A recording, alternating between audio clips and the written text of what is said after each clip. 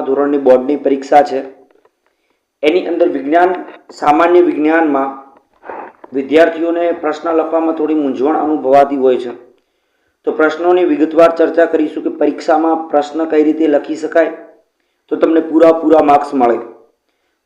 તો એ માટે આપણે હેન્ડ રિટન નોટ્સ માંથી આપણે પ્રશ્નો કઈ રીતે લખવા અને એનો જવાબ ચોક્કસ રીતે તમે લખશો તો પૂરેપૂરા માર્ક્સ અવશ્ય મળતા હોય છે। તો આપણો પ્રયત્ન એ જ રહેશે કે જે ટોપરો દ્વારા તૈયાર કરવામાં આવેલી નોટ્સ છે એમાં વિદ્યાર્થીઓ જે હાઈએસ્ટ ગુણ લાવતા હોય છે, જેમ કે 95, 98, 96, 97, 98, 90, 100 સુધી, તો આટલા ટકા વિદ્યાર્થીઓ કઈ રીતે લાવે છે, એમનું લખાણ કેવું હોય, તો એના વિશે આપણે ચર્ચા કરીએ કે આજનો પહેલો જ પ્રશ્ન, એક પ્રશ્ન દરરોજની ચર્ચા કરીશું। ચેનલને સબસ્ક્રાઇબ કરી લેજો। જ્યારે અહીંયાથી હું કોઈ પણ ધોરણ આમનો વિડીયો અપલોડ કરું વિજ્ઞાનનો તો તમને પહેલી માહિતી મળે અને આવનારી પરીક્ષામાં તમે સારું એવું પરફોર્મન્સ કરો એવી આપને હાર્દિક શુભેચ્છાઓ હું પાઠવું છું। તો આપણે આજે પહેલા જ પ્રશ્નની શરૂઆત કરીએ। પ્રશ્ન ચેપ્ટર 1 રાસાયણિક પ્રક્રિયાઓ અને સમીકરણમાં પ્રશ્ન કઈ રીતે પૂછાયો છે અને એને કઈ રીતે તમે લખશો અને કઈ રીતે સમજવાનો પ્રયત્ન કરીએ। પહેલા આપણે સમજવાનો પ્રયત્ન કરીએ પ્રશ્ન શું કહેવા માંગે છે, કઈ રીતે એને સમજીશું અને છેલ્લે આપણે એકવાર ઉડતી નજરે પ્રશ્ન કઈ રીતે લખશો એ બાબતની ચર્ચા કરીએ। તો ચાલો શરૂઆત કરીએ। તો પ્રશ્ન જુઓ કે આયર્નની પાણી સાથેની રાસાયણિક પ્રક્રિયા કરશો તો ત્યારે તમને નિપજ સ્વરૂપે આયર્ન ઓક્સાઇડ અને હાઇડ્રોજન વાયુ મળે છે। તો અહીંયા વાત કરીએ કે Fe+H2O ની રાસાયણિક પ્રક્રિયા થઈ અને Fe3O4 વત્તા H2 વાયુઓ પ્રાપ્ત થાય છે। તો આ રાસાયણિક પ્રક્રિયાને તબક્કાવાર સંતુલિત કરો, આવો પ્રશ્ન પરીક્ષામાં પૂછાયેલો છે। તો આપણે આ પ્રશ્નને હવે ડિટેલ સાથે સમજવાનો પ્રયત્ન કરીએ। તો અહીંયા એક બાબત તમારે ખાસ ધ્યાન રાખવાની કે પ્રક્રિયક કોને કહેવા, તો કે જે રાસાયણિક પ્રક્રિયામાં જેટલા પણ તત્વો પ્રક્રિયામાં ભાગ લે છે અને પરિણામે નિપજ બનાવે, કોઈ વસ્તુનું ઉત્પાદન કરે અને આપણે નિપજ કહીશું, ને ઉત્પાદન કરવા માટે જે તત્વો ભેગા થાય અને સાથે મળીને રાસાયણિક પ્રક્રિયા કરે એને આપણે પ્રક્રિયક કહીશું। તો એ Fe+H2O આ બંને પ્રક્રિયકો છે, જ્યારે Fe3O4 પ્લસ ડાયહાઇડ્રોજન H2 વાયુ આ બંને નિપજ છે। તો આપણે આ બાબતમાં સમજો કે આ અહીંયાથી Fe+H2O લખેલી છે, આ બાજુને આપણે ડાબી બાજુ કહીશું, જ્યારે Fe3O4 છે આ બાજુને આપણે જમણી બાજુ એટલે કે જબા કહીશું। તો પ્રક્રિયકોને આપણે ડાબી બાજુ લખીશું અને જમણી બાજુ નિપજને લખીશું, બરાબર। તો હવે આપણે પ્રશ્નની શરૂઆત કરીએ। આ પહેલા પ્રક્રિયકો સાહેબ કોને કહેવાય, નિપજ કોને કહેવી, આ બાબત સમજ્યા। હવે પહેલા તમારે શું લખવાનું કે આપેલ રાસાયણિક પ્રક્રિયા અથવા આપેલ રાસાયણિક સમીકરણ Fe+H2O it gives Fe3O4 plus H2 ને તબક્કાવાર સંતુલિત નીચે મુજબ કરે છે। પહેલા આટલું આપણે લખવું જ રહ્યું અને હવે આપણે એને સમજીએ। તો પહેલો તબક્કો શું કહે છે, પહેલા તબક્કો લખો ત્યારે આ લખવાનું કે સૌ પ્રથમ રાસાયણિક સમીકરણને આપણે પ્રક્રિયક અને નિપજને એક બોક્સમાં દર્શાવીશું। તો અહીંયા મેં બોક્સમાં દર્શાવેલું છે કે Fe વત્તા H2O ઇટ ગિવ્સ Fe3O4 વત્તા H2, આને આપણે એક બોક્સમાં લખીશું, ડાબી બાજુના પ્રક્રિયકો અને જમણી બાજુની નિપજ। હવે ત્યાર પછી બીજા નંબરને ધ્યાન આપો, બીજો નંબર શું કહે છે। તો અહીંયા બીજા નંબરને સમજતા પહેલા સમજી લો કે હવે આપણે અસંતુલિત રાસાયણિક સમીકરણના પરમાણુઓની સંખ્યા એક નીચે મુજબની યાદી બનાવીશું, એટલે એક ચાર્ટ બનાવીશું। એ પહેલા સમજો કે ડાબી બાજુમાં આયર્નની સંખ્યા કેટલી, ડાબી બાજુ તમે કહેશો સાહેબ ડાબી બાજુમાં Feની સંખ્યા 1, જમણી બાજુ Feની સંખ્યા કેટલી, તો સાહેબ તમે જમણી બાજુ Feની સંખ્યા કહેશો સાહેબ 3, જમણી બાજુ ઓક્સિજનની સંખ્યા કેટલી, તો જમણી બાજુ ઓક્સિજનની સંખ્યા 4, અહીંયા ડાબી બાજુ હાઇડ્રોજન વાયુની સંખ્યા 2 અને અહીંયા ઓક્સિજન વાયુની સંખ્યા 1, હાઇડ્રોજનની સંખ્યા 2। તો આ રીતે આપણે ડાબી અને જમણી બાજુ રહેલા પરમાણુઓની સંખ્યા પહેલા નક્કી કરીશું। શું કરીશું, નક્કી કરીશું। હવે નક્કી થયા પછી આપણે યાદી બનાવવામાં તમને આ બાબતો ઘણી કામ આવશે। તો હવે આપણે અસંતુલિત યાદી બનાવવા માટે પહેલા આપણે એક ચાર્ટ દર્શાવીશું, એક કોઠો બનાવીશું, કોઠામાં 3 લાઈનો પાડીશું આ રીતે। પહેલા લખીશું તત્વનું નામ, બીજી બાજુ ડાબી બાજુ લખીશું એટલે કે ડાબા કરીને લખવાનું કે પ્રક્રિયામાં ભાગ લેતા પ્રક્રિયકોના પરમાણુની સંખ્યા, અને બીજા ખૂણામાં લખવાનું કે જમણી બાજુ પ્રક્રિયકમાં મળતી નિપજની સંખ્યા, તો કે નિપજમાં પરમાણુઓની સંખ્યા. હવે આની અંદર આપણે સમીકરણ કયું છે? તો કે આપણી પાસે સમીકરણ સાહેબ આ છે, Fe plus H2O it gives Fe3O4 વત્તા 2H2. તો અહીંયા જો જમણી બાજુમાં આયર્નની સંખ્યા કેટલી સાહેબ? 1, અને અહીંયા કેટલી? 3. એવી જ રીતે અહીંયા હાઇડ્રોજન પરમાણુની સંખ્યા 2, તો આ બાજુ હાઇડ્રોજન પરમાણુની સંખ્યા પણ 2. જમણી બાજુ ઓક્સિજન 1, તો ડાબી બાજુ જમણી અને ડાબી બાજુમાં ઓક્સિજનની સંખ્યા 1 અને જમણી બાજુમાં ઓક્સિજનની સંખ્યા 4 છે. તો હવે આપણે એ જ કામ અહીંયા કોઠામાં દર્શાવવાનું કામ કર્યું છે.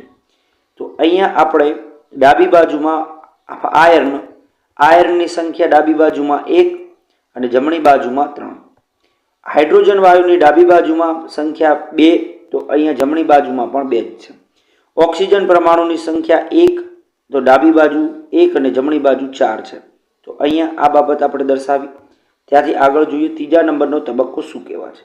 તો ત્રીજા નંબરમાં તબક્કામાં લખવાનું રહેશે કે રાસાયણિક સમીકરણમાં જમણી બાજુ અને ડાબી બાજુમાં રહેલા આયર્ન, ઓક્સિજન, હાઇડ્રોજન, Fe3O4 ને આપણે હવે સમતુલિત કરવાનું છે. એટલે હવે સમતુલિત કરીશું. તો આયર્ન વત્તા H2O it gives Fe3O4 plus H2 વાયુને આપણે હવે સમતુલિત કરીશું તબક્કાવાર.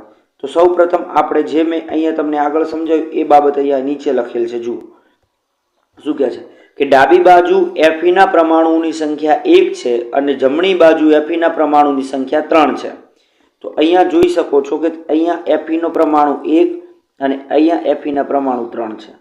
ત્યાર પછી બીજું જુઓ કે ડાબી બાજુ હાઇડ્રોજન પરમાણુની સંખ્યા 2 છે. તો અહીંયા ડાબી બાજુ હાઇડ્રોજન સંખ્યા 2, જમણી બાજુ પણ હાઇડ્રોજન પરમાણુની સંખ્યા કેટલી છે? 2. ત્યાર પછી જુઓ મિત્રો કે જમણી બાજુ પણ હાઇડ્રોજન પરમાણુની સંખ્યા 2 જ છે. ડાબી બાજુ ઓક્સિજનની સંખ્યા 1 છે, એટલે ડાબી બાજુ અહીંયા ઓક્સિજનની સંખ્યા 1 છે અને જમણી બાજુ ઓક્સિજન વાયુની સંખ્યા કેટલી છે? 4 છે. તો આ પ્રક્રિયા ઉપરથી આપણે નિર્ધારિત કરી શકીએ કે સાહેબ ડાબી બાજુ અને જમણી બાજુ રહેલા પરમાણુની સંખ્યા સમાન નથી, એટલે અસંતુલિત સમીકરણ છે એવું તમે શીખી ગયા. તો આપણે હવે થોડાક આગળ વધીએ.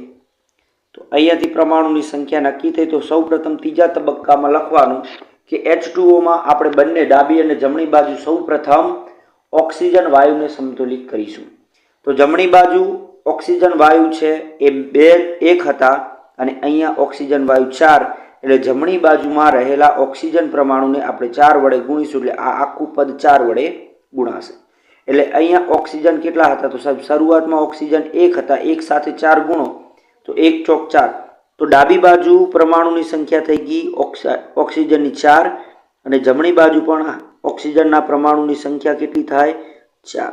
તો આપણે કહી શકાય કે પહેલા કેસમાં આપણે ઓક્સિજન વાયુને સમતુલિત કર્યો. હવે ત્યાર પછી આપણે થોડાક આગળ વધીએ. ચોથા નંબરનો તબક્કો કે હવે આપણે રાસાયણિક પ્રક્રિયામાં હાઇડ્રોજન વાયુને સમતુલિત કરીશું. તો ડાબી બાજુ હાઇડ્રોજન પરમાણુની સંખ્યા 8, તો જમણી બાજુ હાઇડ્રોજન પરમાણુની સંખ્યા 2 છે. એટલા માટે આપણે જમણી બાજુના હાઇડ્રોજન પરમાણુને 4 વડે ગુણીશું. તો અહીંયા આપણે સમજો સાહેબ કે અહીંયા હાઇડ્રોજન પરમાણુ છે એ કેટલા છે? 4 દુ 8. એટલા માટે જે જમણી બાજુ રહેલા જે હાઇડ્રોજન પરમાણુ છે એને 4 વડે આપણે ગુણ્યા છે. તો આ 2 હાઇડ્રોજન ને આ 4 આ બંનેનો ગુણાકાર કેટલો થશે? 8 થશે. તો અહીંયાથી કહી શકાય કે સાહેબ બીજા તબક્કા ચોથા નંબરના તબક્કામાં હાઇડ્રોજન વાયુને આપણે સમતુલિત કર્યા. ત્યાર પછી આપણે પાંચમા નંબરના તબક્કામાં શું લખીશું? જુઓ કે રાસાયણિક પ્રક્રિયામાં હવે બાકી વધેલ તત્વ Feના પરમાણુને સમતુલિત કરીશું. ડાબી બાજુ Feના પરમાણુની સંખ્યા 1 છે, જમણી બાજુના Feની સંખ્યા પરમાણુની સંખ્યા 3 છે, એટલે જમણી બાજુના Feની સંખ્યાનો આધાર લઈ અને જમણી બાજુના જે Fe નો આધાર લઈને ડાબી બાજુ જે આયર્ન આયર્ન લેલું છે એને 3 વડે આપણે ગુણીશું. તો અહીંયા સમજો શું કહેવા માંગે છે. તો અહીંયા કેવું હતું કે સાહેબ ડાબી બાજુમાં Fe પરમાણુ 1 હતો અને જમણી બાજુ Fe3O4. એટલે અહીંયા Fe ના પરમાણુઓ 3 છે તો આ બાજુ 3 કરવા પડશે એટલે આને 3 વડે ગુણીશું. તો કે આ બાજુ Fe, ડાબી બાજુ 1 અને જમણી બાજુ આપણું સૂત્ર આવ્યું Fe3O4. તો અહીંયા Fe સાથે કેટલા પરમાણુઓ ગુણાયેલા 3. તો અહીંયા 3 કરવા માટે આ Fe ને આપણે 3 વડે ગુણીશું. અહીંયા 3 વડે ગુણીશું તો અહીંયા પરમાણુ 3 થશે, આ બરાબર ગુણીશું આ 3 થશે. તો બંને પરમાણુઓની સંખ્યા કેવી મળશે તમને મિત્રો? સરખી થશે. તો અહીંયા એ જ બાબત તમારે લખવાની છે આ રીતે કે Fe પરમાણુની સંખ્યા 3 for H2O it gives Fe3O4 plus H2. તો અહીંયા જુઓ તો 3 ગુણ્યા 1 બરાબર Fe ના પરમાણુઓ 3 અને Fe ના પરમાણુ 1 ગુણ્યા 3 એટલે 3. હવે 6થા નંબરનો પોઈન્ટ જુઓ, સમજો કે હવે આપણે રાસાયણિક પ્રક્રિયામાં બંને બાજુના પરમાણુઓની સંખ્યા સરખાવીશું. એટલે કે ડાબી બાજુ જેટલા પરમાણુઓ છે એ અને જમણી બાજુ આ બંનેના પરમાણુઓની સંખ્યા સરખાવીએ. પહેલા આપણે આયર્ન લઈએ. જમણી બાજુ આયર્નની સંખ્યા સાહેબ 3 છે. તો અહીંયા ડાબી બાજુ જો ડાબી બાજુ 3 છે, જમણી બાજુ 3 એટલે અહીંયા લખ્યું છે કે ડાબી બાજુમાં 3, જમણી બાજુમાં પણ 3. અહીંયા 4 દુ 8 એટલે કે હાઇડ્રોજન પરમાણુની સંખ્યા 8 છે. તો અહીંયા જો 4 દુ 8 એટલે અહીંયા પણ હાઇડ્રોજન પરમાણુની સંખ્યા 8 મિત્રો છે. તો અહીંયા લખ્યું છે કે હાઇડ્રોજન પરમાણુની સંખ્યા ડાબી બાજુમાં 8 તો જમણી બાજુમાં પણ 8 છે. ત્યાર પછી અહીંયા ઓક્સિજન પરમાણુની સંખ્યા સાહેબ 4 છે, 4 એકા 4. તો અહીંયા પણ જમણી બાજુ પણ 4 છે. આનો મતલબ એવો થાય કે સાહેબ બંને બાજુના આપણે પરમાણુઓની સંખ્યા નક્કી કરી કે સાહેબ અહીંયા. હવે ચકાસવાનું શું કે પ્રક્રિયા રાસાયણિક સમીકરણ સમતુલિત થઈ ગયું. તો અહીંયા એ બાબત આપણે ચકાસી લઈએ કે અહીંયા 3 આયર્ન વત્તા 8 હાઇડ્રોજન વત્તા 4 ઓક્સિજન એટલે આનો 4નો સરવાળો કરો. 8 ને 3 11, 11 ને અહીંયા થશે 15. તો આમનો સરવાળો પરમાણુઓનો સરવાળો 15. હવે 3 વત્તા 4, 4 દુ 8 તો આમનો સરવાળો કેટલો થાય? તો આનો સરવાળો પણ 15 થશે. એટલે સાહેબ અહીંયા 6થા સ્ટેપમાં જુઓ તો એટલી બાબત ખબર પડે કે સાહેબ બંને બાજુઓ પરમાણુના સરવાળા સમાન થાય છે. એ પ્રમાણે આપણે કહી શકીએ સાહેબ બંને બાજુ આ પ્રક્રિયા સમતુલિત છે. તો ઉપરના કોષ્ટક મુજબ આપણે જાણવા મળે છે કે હવે રાસાયણિક સમીકરણ સમતુલિત થઈ ગયું છે. 7મા નંબરનો તબક્કો લખવાનો રહેશે કે હવે સમતુલિત કરેલું જે સમીકરણ છે એ સમીકરણને નીચે મુજબ લખી દઈશું. 3Fe વત્તા 4H2O it gives Fe3O4 વત્તા 4H2O. Fe એટલે આયર્ન, H2 એટલે પાણીનું અણુસૂત્ર H2O, Fe3O4 ને કહીશું આયર્ન ઓક્સાઇડ અને ડાયહાઇડ્રોજન વાયુ. હવે આપણે ઉડતી નજરે આ રીતે પ્રશ્ન તમારે લખવાનો રહેશે. પૂરો આખો પરીક્ષામાં આ રીતે પ્રશ્ન લખવાનો. હવે સાહેબ આ રીતે પ્રશ્ન આપણે લખીશું. હવે આપણે એકવાર ઉડતી નજર મારી લઈએ કે તમારે પરીક્ષામાં કઈ રીતે લખવાનું રહેશે. તો પહેલો પ્રશ્ન તમને સમજાઈ ગયો કયો પ્રશ્ન કેવી રીતે લખવો. હવે જો પહેલા શરૂઆત કરીએ આપણે પ્રશ્ન કઈ રીતે લખવાનો. તો અહીંયા શરૂઆત કરીએ કે આપેલ રાસાયણિક સમીકરણને Fe plus H2O it gives Fe3O4 વત્તા H4 ને તબક્કાવાર સમતુલિત નીચે મુજબ કરેલ છે. ત્યાર પછી આપણે પહેલો તબક્કો લખીએ. પહેલા તબક્કાને લખવાનો પ્રયત્ન કરીએ કે સૌ પ્રથમ રાસાયણિક સમીકરણને આપણે પ્રક્રિયક અને નિપજને એક બોક્સમાં લખીશું. એટલે Fe વત્તા H2O it gives Fe3 અહીંયા બોક્સમાં લખવાનું છે આ રીતે. ત્યાર પછી આપણે બીજા નંબરના તબક્કામાં લખીશું કે હવે આપણે અસમતુલિત રાસાયણિક પ્રક્રિયાના સમીકરણોમાં પરમાણુઓની સંખ્યાને એક કોષ્ટકમાં નીચે મુજબની યાદી બનાવીશું. હવે અહીંયા નીચે મુજબની યાદી બનાવો. તત્વનું નામ, ડાબી બાજુ એટલે કે પ્રક્રિયામાં ભાગ લેતા પ્રક્રિયકોના પરમાણુની સંખ્યા, જમણી બાજુ એટલે કે પ્રક્રિયકમાં મળતી નિપજની પરમાણુઓની સંખ્યા. પ્રક્રિયકો કયા કયા હતા? તો એક બાજુ આયર્ન, હાઇડ્રોજન અને ઓક્સિજન. ડાબી બાજુના પરમાણુની સંખ્યા અને જમણી બાજુના પરમાણુની સંખ્યા આ રીતે દર્શાવી દઈશું. ત્યાર પછી આપણે ત્રીજા નંબરનો તબક્કો લખીશું કે રાસાયણિક સમીકરણમાં જમણી બાજુ અને ડાબી બાજુમાં રહેલા Fe અને Fe ઓક્સિજન, હાઇડ્રોજન, Fe3O4 અને H2 ને આ રીતે આપણે સંતુલિત કરવાનો પ્રયત્ન કરીશું, એટલે કે સંતુલિત કરીશું. ત્યાર પછી આ રીતે સમીકરણ લખી દેવાનું. હવે આગળ જોઈએ કે ડાબી બાજુ Fe પરમાણુની સંખ્યા 0, 1 છે અને જમણી બાજુમાં Fe પરમાણુની સંખ્યા 3 છે. તેવી જ રીતે ડાબી બાજુ હાઇડ્રોજન પરમાણુની સંખ્યા 2 છે, જમણી બાજુ હાઇડ્રોજન પરમાણુની સંખ્યા 2 છે. ડાબી બાજુ ઓક્સિજન પરમાણુની સંખ્યા 1 છે, જમણી બાજુ ઓક્સિજન પરમાણુની સંખ્યા 4 છે. ત્યાર પછી આગળ જોઈએ કે હાઇડ્રોજન એટલે કે H2O માં હવે આપણે જમણી બાજુ અને ડાબી બાજુ ઓક્સિજન વાયુને સમતોલિત કરીશું. તો અહીંયા આપણે ડાબી બાજુના આધારે અને જમણી બાજુના આધારે, એટલે કે જમણી બાજુમાં 4 ઓક્સિજન પરમાણુઓ છે એટલે આપણે H2O માં ડાબી બાજુ ઓક્સિજનમાં 4 વડે ગુણીશું. H2O ના પદને 4 વડે ગુણીશું. હવે ચોથા નંબરનો તબક્કો કે હવે આપણે રાસાયણિક સમીકરણમાં હાઇડ્રોજન પરમાણુને સમતોલિત કરીશું કે ડાબી બાજુ હાઇડ્રોજન પરમાણુની સંખ્યા 8 છે, જ્યારે જમણી બાજુ હાઇડ્રોજનના પરમાણુની સંખ્યા 2 છે. અહીં જમણી બાજુમાં હાઇડ્રોજન પરમાણુને 4 વડે ગુણીશું. તો Fe વત્તા 4H2O ઇટ ગિવ્સ Fe3O4 માં આપણે હાઇડ્રોજન પરમાણુ અહીંયા જુઓ તો 4 દુ 8 આ રીતે દર્શાવીશું. ત્યાર પછી પાંચમા નંબરમાં તબક્કો નંબર 5 કે રાસાયણિક પ્રક્રિયામાં હવે બાકી વધેલ તત્વ આયર્ન એટલે કે Fe પરમાણુને સંતુલિત કરીશું. ડાબી બાજુ Fe પરમાણુની સંખ્યા 0, 1, જમણી બાજુના Fe પરમાણુની સંખ્યા 0, 3, જમણી બાજુ Fe પરમાણુનો આધાર લઈ અને ડાબી બાજુ Fe પરમાણુને 3 વડે ગુણીશું.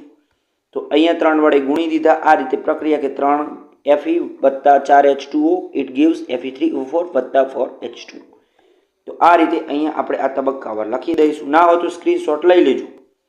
હવે આપણે લખીએ છઠ્ઠા નંબર કે હવે આપણે રાસાયણિક પ્રક્રિયામાં બંને બાજુના પરમાણુઓને સંખ્યાની ગણતરી કરીશું. તો આ રીતે આપણે સંખ્યા ગણીશું. એક કોષ્ટક બનાવવાનો છે અને આ રીતે લખી દેવાનું. બંને બાજુ જોઈ લેવાનું કે પરમાણુઓ સમાન થાય છે કે નથી થતા. પછી તમારે ઉપર સરવાળો મનમાં કરી લેવાનો કે બરાબર કિંમતો થાય તો લખવાનો. પછી કોષ્ટક નીચે કે ઉપરના કોષ્ટક મુજબ આપણને જાણવા મળે છે કે હવે રાસાયણિક સમીકરણ સમતુલિત થઈ ગયું છે. સાતમા નંબરનો તબક્કોમાં લખો કે હવે સમતુલિત કરેલ જે સમીકરણને નીચે મુજબ લખી દઈશું. પછી તમારે જે સમતુલિત કરેલું સમીકરણ છે એ નીચે લખી દેવાનું છે. તો આ રીતે તમે પ્રશ્નને પ્રોપર લખશો અને તૈયારી સાથે લખશો તો તમને 100% ફાયદો પડશે. અને પરીક્ષામાં તમને 5 માર્ક્સનો પૂછાય કે 6 માર્ક્સનો પરીક્ષામાં આ પ્રશ્ન પૂછાય તો તમારા પૂરેપૂરા ગુણ અહીંયાથી મળી જશે. તો મિત્રો તમારે તૈયારી એવી જ કરવાની છે કે સીધા માર્ક્સ મળી જાય. અને આવા જો તમને વિડીયો ઇન્ફોર્મેટિવ વિડીયો જોતા હોય તો અમારી ચેનલ સ્મર્જ ક્લાસીસને અત્યારે જ સબસ્ક્રાઈબ કરી દો અને તમારા શાળાના જેટલા મિત્રોનો કોન્ટેક્ટ તમારી જોડે હોય તેમને આ લિંક છે વિડીયોની એને શેર કરી દો, જેથી કરીને આવનારી બોર્ડની પરીક્ષામાં તેમને 100% ફાયદો થાય. અહીંયા પહેલાંથી જ વિડીયો બનાવવા પાછળનું કારણ એ જ છે કે જ્યાં સુધી તમારી પરીક્ષા આવે ત્યાં સુધી તમને પ્રશ્નોની લખવાની રજૂઆત, તેની સમજૂતી કઈ રીતે લખવી, તેની સમજણ કઈ રીતે વિકસાવી એ તમામ